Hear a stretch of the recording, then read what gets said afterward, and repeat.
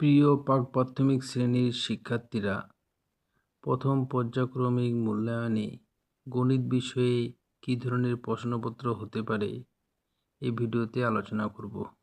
তোমরা ভিডিওটি মনোযোগ সহকারে দেখবে।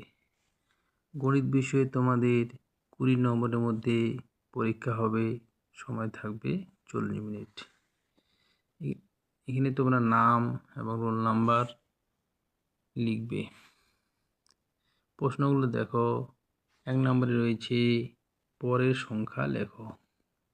3-এর পরের সংখ্যা 4, 5-এর পরের সংখ্যা 6, 7-এর পরের সংখ্যা 8, 6-এর পরের সংখ্যা 7। 2 নম্বর 1 থেকে 10 পর্যন্ত সংখ্যা লেখো। তাহলে প্রথম বাক্সে তোমরা 1 লিখবে, তারপরে 2, 3, 4, 5 এভাবে তোমরা 10 পর্যন্ত লিখবে। 3 নাম্বার ছোট সংখ্যায় গোল করো।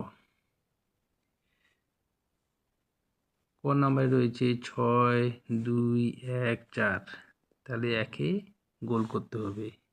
তারপরে খ নাম্বারে দেখো 7, 5, 4, 3, 3 সবচেয়ে ছোট, তাই 3-এ গোল করবে। 4 নাম্বারে দেখো ছবি গুণে সংখ্যা লেখো। এখানে কয়টা বল রয়েছে? 8টা, 8 লিখবে। এখানে কয়টা স্টার রয়েছে? 5টা। নারকেল গাছ 6টা, আপেল 7টা, কুকুর 4টা। 5 নাম্বার বাম দিক ও ডান দিক তীর চিহ্ন দিয়ে মেলাও। বাম দিকে রয়েছে ইংরেজি সংখ্যা, ডান দিকে রয়েছে বাংলা সংখ্যা। 7 7, 4 4, 3 3, 9 9। 6 নাম্বার দেখো উল্টো সংখ্যাটিতে গোল দাও। ক নাম্বারে 2 2, তারপরে সংখ্যাটা উল্টো করে দেওয়া আছে, এখানে তোমরা গোল চিহ্ন দিবে। গ নাম্বারে 5 উল্টো করে দেওয়া আছে।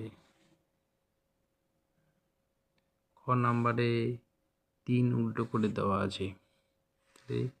যে সংখ্যাগুলো উল্টো সেগুলোতে গোল করবে। আজকে অঙ্ক বিষয়ে তোমাদের কী ধরনের প্রশ্নপত্র হতে পারে আলোচনা করলাম। পরের ভিডিওতে আমি অন্য কোনো বিষয় নিয়ে আলোচনা করব। যদি ভিডিওটি ভালো লাগে লাইক করবে এবং বন্ধুদেরকে শেয়ার করবে।